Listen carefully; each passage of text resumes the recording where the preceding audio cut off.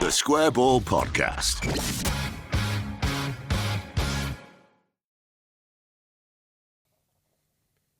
Welcome to the show, brought to you in association with Levi Solicitors. This one is, isn't it, Michael? Michael Normanton there, sat alongside me. Absolutely correct. Levi Solicitors, yep. Those guys. Will's Probate Conveyancing. Do you feel like you've become a bit tired with the slogan now and we need to evolve it a little bit more? Why would I get tired of it? Okay. 10% discount on your legal fees, including those big three services. LeviSolicitors.co.uk/the square ball. Don't get tired of winning, do you? And that's what I'm doing with this slogan. Every week it's like a small victory. But they're not just limited, Levi's, to those Nope. big three services. They do employment law as well. Can I quote you this off their website? Of course you can. Our specialist employment solicitors have the expertise you need to look after your interests and obtain the best possible outcome for you. We pride ourselves in our responsive, pragmatic and personable approach, coupled with many years' experience in advising individuals on employment law and HR matters. They also help you as well, employment law, if you are a company, which could be, if let's say, young Italian employee refusing to do what's in his contracts. Mm-hmm. You want to bomb him out to the reserves. I don't want to bomb him out to any reserves. I want to drink from this delicious Willie Nonto mug. Checked, 37 in stock. So we've got 37 Willie Nonto mugs. That's rare, limited edition, I'd say. Yep.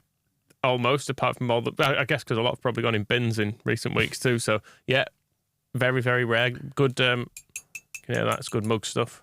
All right, I've got an idea how I can get rid of those. If you buy these last remaining 37, we've reduced the price of them, obviously, on the website because, never fall in love, kids. Just everyone hurts you, don't they? We've reduced the price of the mugs. Buy one, do something fun with it, send us a picture. Best one, we'll send some other mugs. Give you a prize. More Willie Nonto mugs. Give you a prize of a Dan James mug. No, all gone. Oh, look, all gone now because he's back in favour. Excellent. Bamford mugs sold out. Dan James mugs sold out. Yeah. I think Willie's going to be the hardest to shift. Right. Still got any Calvin Phillips ones or not? No, they all went. But he left on good terms, didn't he? Yeah, we need some new mugs to sell that are not little turncoat bastards. Funny how we started talking about Levi Solicitors here and we've ended up selling our own mugs instead. It's all pays the wages, doesn't it? LeviSolicitors.co.uk/the square ball. Shameless. Propaganda then today, where we delve into the football world, find out what's been said about Leeds in the broader football world. What is it today, Michael Normanton? Oh, hello to Rob Conlon as well. You're hello here. There. You're here too. Nearly forgot you there, Rob. Michael distracted me with his inane mug chat. Harsh, very harsh. We played West Brom, didn't we? We did play West Brom. So we'll talk about that a bit. Mm-hmm. Do you want to hear from West Brom Fan TV? Can I come back to you on that? It makes me think the Championship's all a bit nice. Why? Well, because we've not had anything unhinged yet. Just give us a few months, we'll change that, don't you? Yeah, maybe so. And I suppose I think quite well of West Brom, really. Yeah. Good solid club, aren't they? Yeah, just seem all right. No axe to grind with them, really. Apart from that, the offside goal back in the 70s, but... Yeah, I'm too young to hold a grudge from that. Good away pub with the kebabs and that in the back.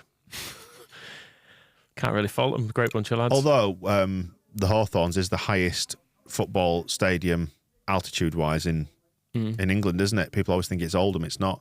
I mean, Oldham is high up. And we're doing a show about Ian Westlake's goal at Oldham this week, aren't we? And Ian Westlake in general, because there's There's a hell of a lot to talk get about. Yeah. People keep demanding it. But yeah, cold, bleak, Oldham. West Brom, higher. But more pleasant. But far more pleasant. That's the next mug, innit? The Ian Westlake mug. that volley at Oldham. Well, actually, Willie Nonto's executing a volley on this mug. Could we get Ian Westlake's face? It's probably not going to work, is it?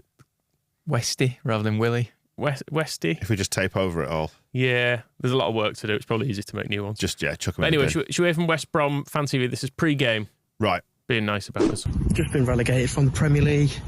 They are a top side, to be fair. Got a lot of good players. However, seem a bit rocked at the minute. A lot of drama going on at the club. Some players who don't seem like they want to play for Leeds anymore, which, to be honest, I find quite a shock, to be fair. Because surely you would want to play for a club like Leeds United. They're absolutely massive. And we'll see you at the magnificent Ellen Road, which is, in my opinion, the best atmosphere in England. Up the Albion, come on you baggies. Don't be nice about us. This show falls down as a premise if you're nice about us. This isn't the Championship I remember at all. He didn't even say it was a shithole. Which it is, because we say it's a shithole. I watched the video. There's in the second half, you can see the netting all hanging down. You can't even see the pitch. Come on. It's terrible. Slag us off. Come on. Look at the fucking state of it. Reminds me, does that, you mentioning that, back when I worked in the nightclub in Leeds, it opened in 2002. And I think during opening week, we got a load of takeaways delivered from Big Bite, which was a takeaway around the back of the Merrion Centre. I don't know if it's there anymore, but used to deliver a load of food to us after work, all the staff. And somebody got a kebab wrapper, screwed it up because you could see the foil and the greaseproof paper, and threw it up into this netting because it was a beach-themed club. So it had loads of like fishing netting and stuff like, boats and all that kind of thing. Threw it up into this netting, and that was there till the day that club shut 7 years later. But it did shut. Rather than like 100, yeah, it did shut. Rather than 100 years, which how long's the West Ham been there? 70 odd. I think the netting is to protect from large lumps of asbestos hitting the away fans. Yeah, I think that's the thing. They'll probably say something about pigeons, but it's the lumpy asbestos. Yeah, it's to save the pigeons from the asbestos. To be perfectly honest, you don't mutant pigeons, do you? Flying down and attacking people. Anyway, do you want to hear him after the game? He's going to be nice, isn't he? Still being nice about us. Full-time Ellen Road, 1-1 draw. Now, what do we think of that? I mean, it's not a win, but what a performance we put in. Leeds absolutely hammered us, to be fair, threw everything at us. Exciting youngsters, seem like they're lacking confidence, but I don't think they're going to be down there at the end of the season. I think they're going to be playoff contenders. Held in there, nabbed a point, maybe could have got even more if it weren't for that silly free header that we let them nab it into the back of the net. Going forward, I think this is perfect. You go to a stadium like this, I don't think we had any chance, to be fair. As much as I said 2-2 in the previous video I made for this, I thought that we'd get stuffed here. Because last time I came here, we were 1-0 down in 16 seconds thanks to Pablo Hernandez. But what a performance. Fair play to the lads. It's difficult for me, this. What a performance. They hammered us. Well, if that's too much positivity, do we need to hear from Leeds fans now? should we hear from Leeds Here fans? we go. Which is more of a mixed bag. Do you think maybe as fans we've completely overestimated the Championship? Well, I mean, because we remember how much of a struggle it was to get out of it last time. I think having watched Premier League football for a few years, you can really see the difference, can't you? Oh, which I think hugely, a few people have flagged within the mega mix. How the fuck did we not beat them? From what I've seen so far, Leeds, even with half a squad and all the rats running from the ship because they think they're better than that, we have nothing to fear from the Championship. My God, I've seen three awful teams. With a little bit more luck, maybe a striker, I think Leeds will be absolutely fine this season. Just one other thing. Doesn't Farkas speak well? What a sensible bloke. He should have been the appointment we made after Marcelo, rather than that fucking idiot Marsh. I thought the energy and the commitment was good tonight. I thought Dan James had one of his better games. Bill was back to his kind of barnstorming best. Rutter's not a centre forward, is he, for fuck's sake? I mean, we've been saying that we need somebody for, a season and a half? We need to get into the market. I never thought I'd say I wanted VAR back, but that referee, the officials generally, but the referee in particular, fuck me, terrible. Moscow said if anyone had given the ref any points whatsoever, they'd need a reason.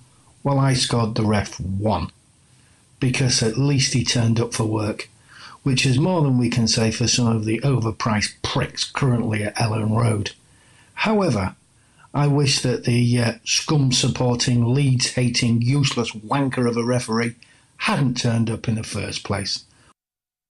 We were pretty good. We controlled the game, just lacking a little bit of cutting edge, probably the most we could have hoped performance-wise. A little unlucky not to win, but probably didn't quite do enough to win at the same time. Really impressed with Roder. He looks a really good signing, as we've talked about Ampadu before. But I just need to retract what I said about Luke Ayling last week. There was people around me. There was someone about 5 minutes before he scored who, essentially told him to F off, and he was a character. And I'm just thinking, this guy is given such service, obviously wants to be here. He's past his peak. in that moment, 1-0 down, came up with a big goal, great run, great header. And he just epitomises what we want from Leeds United. Just thinking back on last night and how fucking shite the quality is between two teams. And I'm not blaming Farker for anything with that because he's doing wonders with the threadbare squad we've got. But I think one thing that's come as a shock over the last 3 games is just how bad the quality is in the Championship. And especially last night, West Brom were fucking shite. And you literally do need 2 bits of quality. And it feels like you could just piss this league. Can we talk about Sam Byram arguably being our best player so far this season?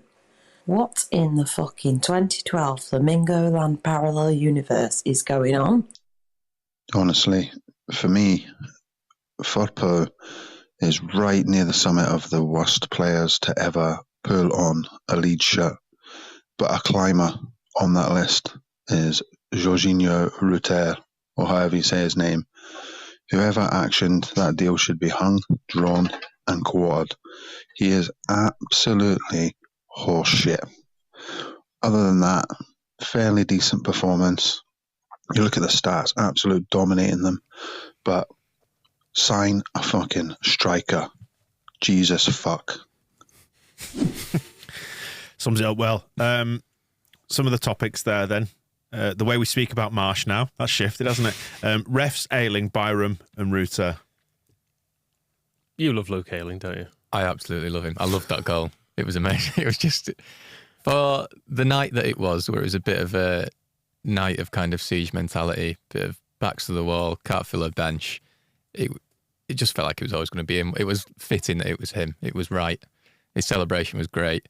Even just the goal itself, like the cross being hung up in the air and just going, go on, just attack it. And you think, it did. He actually did. It's brilliant. And a nice reminder of what's good about this club. The things that when we last had something proper to cling to in the form of Bielsa's team, he's a real symbol of that. He is, and I've been worried about him. Well, I'm worried about him defensively, but... Well, I mean, there's no denying that his career is on the wane. You can tell his performance levels are on the wane. He's getting older. He's struggling with the physicality of it, especially trying to cover the whole right-hand side. But this league ain't great, is it? And you can perhaps be forgiven a few errors in your play. That was the thing that struck me on Friday night, because it's the first time I've seen us live this season, and I feel like I've probably spent a lot of the last year watching Luke Ayling chasing back and looking like a slow old man. But then you watching us live, it's just mad. He's like our furthest player forward a lot of the time. Like when we're on the ball, he is right high up on the right wing. So we are asking a lot of him. But, a bit like a few of the people on there were saying, it's so bad, the Championship. Like, I couldn't believe how bad they were. And you do look at it and you just think, just sign a few players and we've got a really good opportunity here. Because we were actually, I really enjoyed Friday night once it was over. Yeah. And I was like, oh no, there was a lot of good stuff there that we can build on. And you did watch and you think, yeah, if those 2 dickheads who were refusing to play played, that is the bit of quality that we're lacking that would probably have won us that game. So you're saying we don't need to sign a striker? Well, if they're going to refuse to play, then yes, I think we do. Well, on Jorginho Rutter, then he's mentioned in among that. Don't you feel like he just needs something to go for him? He needs a goal to go in off his arse or something, just to give him that, just to light the blue touch paper, maybe. I don't know, just so he can find his groove. He feels like he's just lolloping around at the minute, not quite able to know what he's there for. That's just his running style. Yeah. He is a lolloping man. I don't know. There's just something about him. I feel really sorry for him. I feel bad for him because, it was his first 90 minutes since last November. Like, it was the first time he's done it for Leeds. But I feel for him because you just can't watch him without seeing the price tag over his head. But then at the same time, it is impossible to separate him from that price tag. And you do think, God, we spent that money on that. And it's a bit uncomfortable. But yeah, it's also tough for him that, Farker got the job and told the board he's not a striker, he's probably like a inside forward winger, because we don't have anyone else. He's playing up front and his first 90 minutes is playing against a back 5 on his own. With no service. Yeah, it's not the easiest gig, but I would like him to be better at the same time. Maybe this weekend is the weekend when it kicks into life for him. If I keep saying it, one day I'll be right. According to Transfer Market, he's currently worth 18 million euros. Right. Yeah, that website's bollocks at the minute. Would you take that? What do you think Sam Byram's worth? He was mentioned there. He's worth at least 18 million euros. 18 million. Yeah. I mean, that's the thing, isn't it? You look at the team that was out, and there's a £35 million player in it, and there's a free transfer, and there's Jamie Shackleton, who we were trying to offload, and you think, why are they so much better than the one who was 35 million? Yeah. Those two were good. Well, with reference to Byram and it being highlighted that he's miles better than Junior, he is, isn't he? I mean, happy birthday, Junior Firpo, by the way. It's his birthday today. I think he's been spotted. I don't know if you know, he was spotted at Leeds Bradford Airport flying back to Malaga, so I think he might have been allowed to go home for his birthday. I mean, we've just seen that video of Malaga fans who are really frustrated that they've not signed anyone this summer. They turned up to the airport and just greeted a random man like a new signing, and there was loads of them, and they gave him a shirt and stuff. So if only they'd have seen Junior Firpo, we might have got rid of him accidentally then. Oh, is he injured, is he, Firpo? That's a shock. Yeah, but back in a few weeks. But Byram, I mean, assuming Byram actually can stay fit, because I'm aware that we're talking at Byram versus Firpo, who's always injured. Byram has had his own injury problems, but he's been great this season, hasn't he? He looked really, really steady. Every time a ball got lumped up towards his head, he won it, and he just seemed positionally, he seemed really sound on Friday, and I thought, it's nice to have you back. Makes you wonder why we've created such difficulties for ourselves at left back by only having one terrible left back for a couple of seasons. It just seems like an unnecessarily difficult situation to put yourselves in. That's what I was saying, like in the last couple of weeks, and my source of frustration with the club. Like people say, you've sounded angry on the shows. I'm not angry. I was just completely exasperated at why we make it look so hard being a football club. It's like, just do the obvious things for a bit. I mean, Byram shows to Firpo as well that playing left back isn't as difficult as he makes it look. Like, Andy Hughes did it, didn't he? By just being disciplined and diligent, and Stuart Dallas has done it, and Sam Byram's doing it really, really well now. But yeah, I'd like, as good as Byram's been, and I think he's been really good, there's just no excuse for us not to have a left back that's not Junior Firpo. Like, it doesn't matter what you're looking at, whether it's FFP financially or what, just buy a left back. It's ridiculous. Yeah, Leeds have not really been in a position to have signings that don't work, but by definition, some signings won't work, especially when Victor Orta's making them. Yeah. All signings don't work. A couple of other points. The refs, pretty bad. Yeah, I've seen the replay now. It was rubbish. You should really have seen that. Him or the linesman should really have just seen that. I was going to say, I think we need to sort of untangle it from VAR. It's like, I'm glad VAR's not here, as much as it would have saved us on Friday. The game is better inside the stadium for not having VAR stoppages when you're not quite sure what's going on. And it seems to be taking minutes above minutes. Because you see it on the telly, you see the lines, you see the replays, even though you don't hear the audio of what's going on at Stockley Park when they're making decisions. You've got a sort of vague idea because the commentators do hear it and they tell you what they're looking at. Whereas in the stadium, you just sat there going like, I was reminded how bad it was watching the women's final as well, when there was that very obvious handball, and for some reason they watched it for like 5 minutes. You're like, well, it's handball, just fucking give it. Yeah. Like, it's very obviously going to be handball. Why is this taking so long? And it's the same with a lot of VAR decisions you've seen before. You're like, well, just give it. Stop looking. Yeah, stop looking. Aim to get it sorted in 30 seconds. Yeah, if it's taking longer than that, bin it off. But yeah.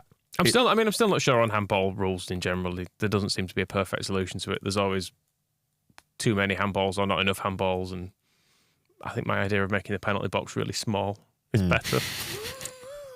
Just so you don't have to have as many penalties for handball. But I mean, obviously this went in. It wouldn't have gone in without his arm putting it in, would it? So yeah, no. It seems a fair candidate to disallow. Obvious one. And finally, the way that we speak about Jesse Marsh, that's shifted, hasn't it? Not much. Well, no, I think when he was here, because publicly maybe the way we speak about him, because we were trying to not completely undermine him. Yeah, but he was never my kind of manager or bloke when he was at Leeds. But you tried to wish the best for him, didn't you? I suppose. Isn't it true you hated him just because he was American? I think that was you, Michael. That's what you told me off air anyway.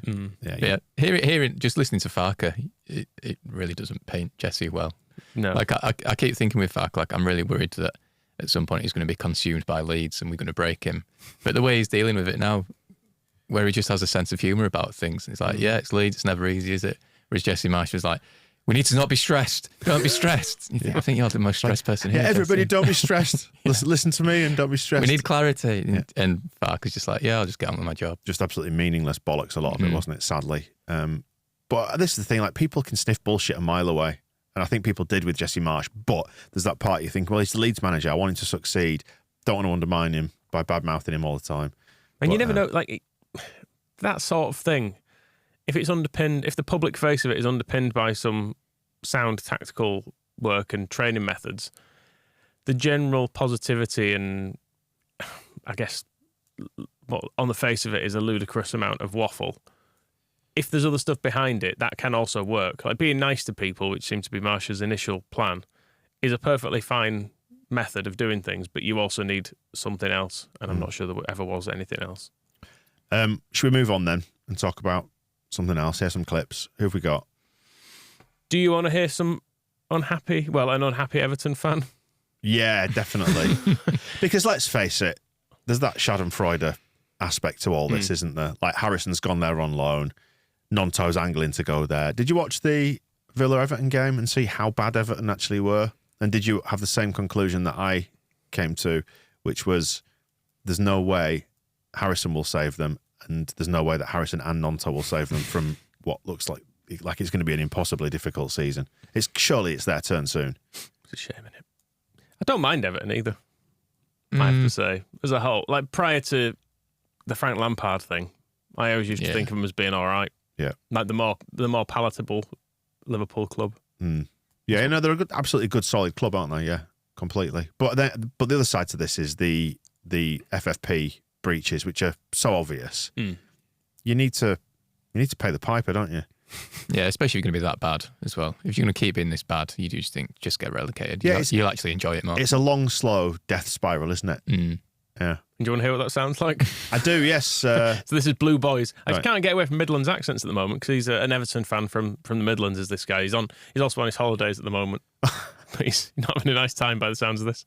There genuinely was no real moments of quality apart from a one-on-one, but not a one-on-one, a 1-2 by Dan Juma, and he fires it, the keeper gets a corner.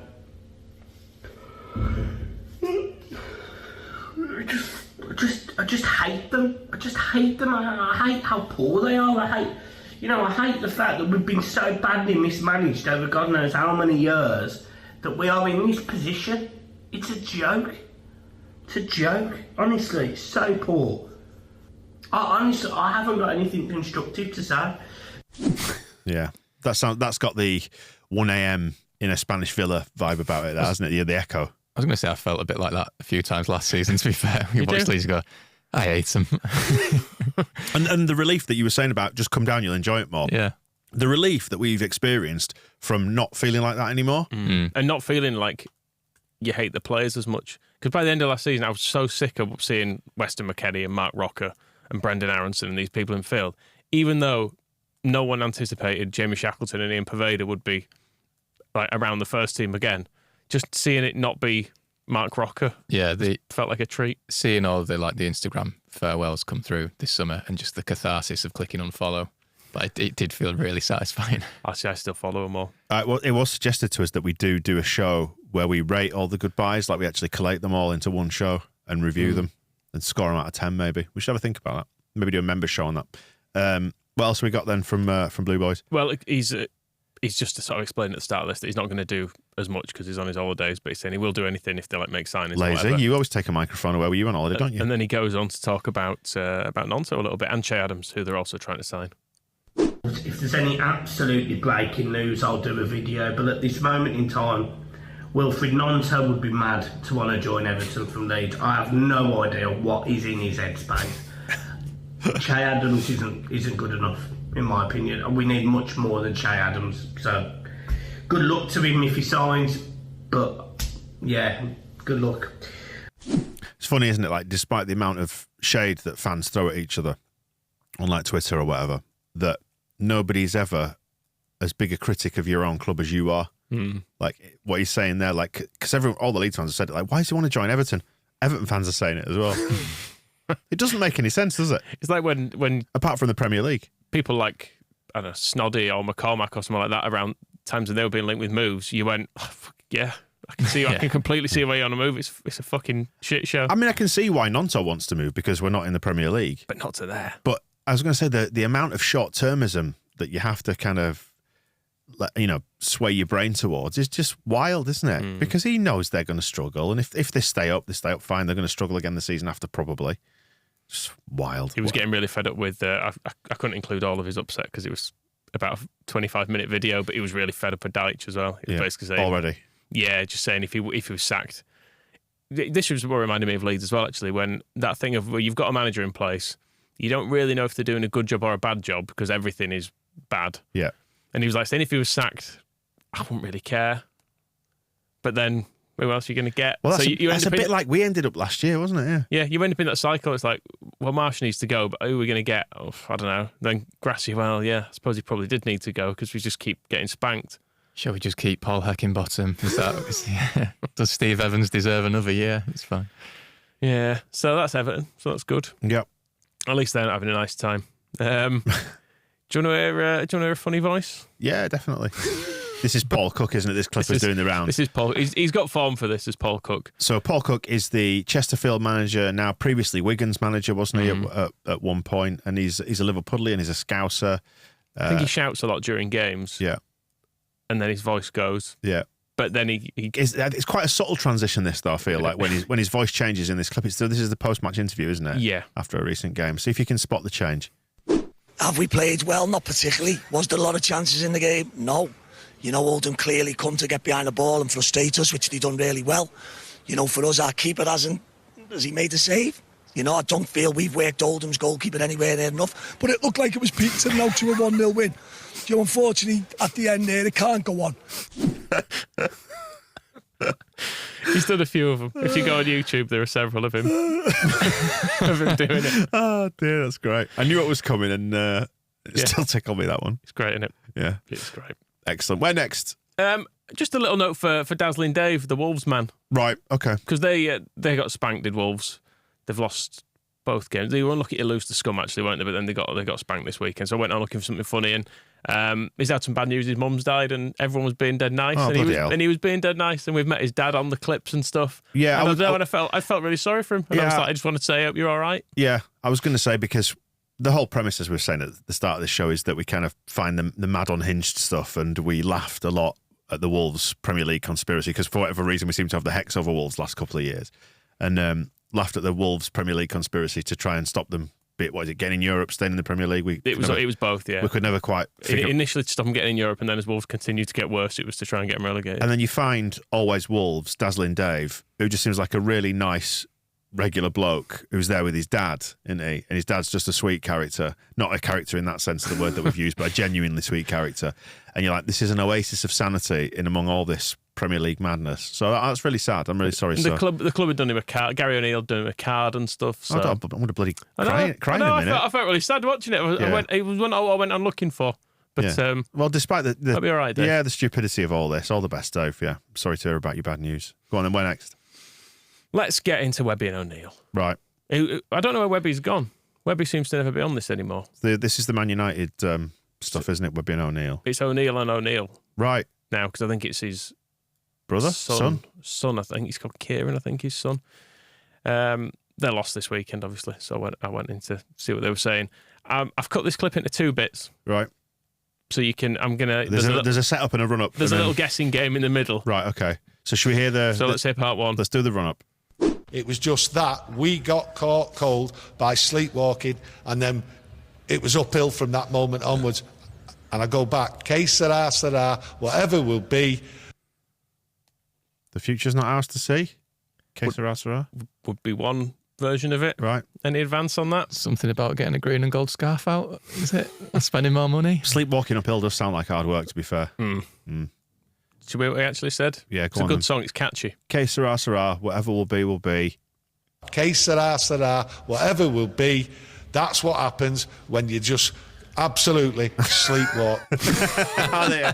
That's the remix.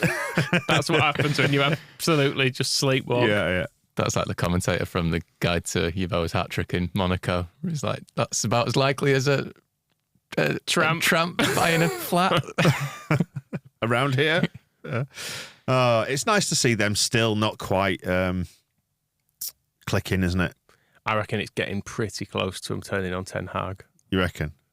Because it's not. It's just not quite happening, is it? It was going quite well for a while, wasn't it? And it feels like, even though he's now had time to bring in some players. Did you see Bruno Fernandes crying about not being listened to by the refs? I mean, this is a guy who's done interviews where he said, I try and run the ref. I speak to the ref all the time. and they're now clamping down on all this. And didn't he get booked for giving it all that? Did you see his header he missed as well? It's proper Jason Pearce, that one, right? 50p head. I think he might be my most hated current player.